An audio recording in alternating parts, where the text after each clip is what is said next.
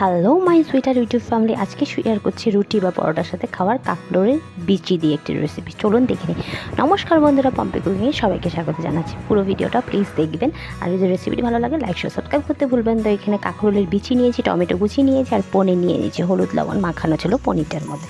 তো কাঁকরোলের বিচিগুলো দিয়ে দিলাম, তেলটা গরম হয়ে এসেছিলো, প্যানটা বসিয়ে দিয়েছিলাম। তারপরে আমি দিয়ে দিলাম এই তিনটেই যেগুলো নিয়েছিলাম, টমেটো কুচি, তারপরে কাঁকরোলের বিচি আর পনির, আর দিয়ে দিচ্ছি কিছুটা সেদ্ধ করা সয়াবিন। দিয়ে একদিন বানিয়ে খাবেন, একঘেয়ে রুটির সাথে যদি খেতে ভালো না লাগে এইভাবে একদিন বানিয়ে খাবেন, খুব ভালো হয়। তো এখানে লবণ, হলুদ, তারপরে দিয়ে একটু লঙ্কার গুঁড়ো, আর দিয়ে দিচ্ছি একটু জিরে গুঁড়ো পাউডার, আর একটু সবজি মশলা দিয়ে এটাকে ভালো করে মিক্সড করে নিতে হবে। মিক্সড করে এটাতে কিন্তু জল ইউজ হবে না, ঢেকে দিলেই হলো। ওটা হয়ে গেলে তো মিক্সড করার পরে 3 মিনিট ঢেকে দিয়ে আমি নাড়িয়ে নিয়ে তারপরে ব্যাস রেডি হয়ে যায়। কিন্তু 2-3 মিনিটে একদিন অবশ্যই বাড়িতে বানিয়ে খাবেন। যদি বানিয়েছিলেন লাইক সাবস্ক্রাইব করতে ভুলবেন না। ভালো থাকবেন, সুস্থ থাকবেন। Love you all, bye by.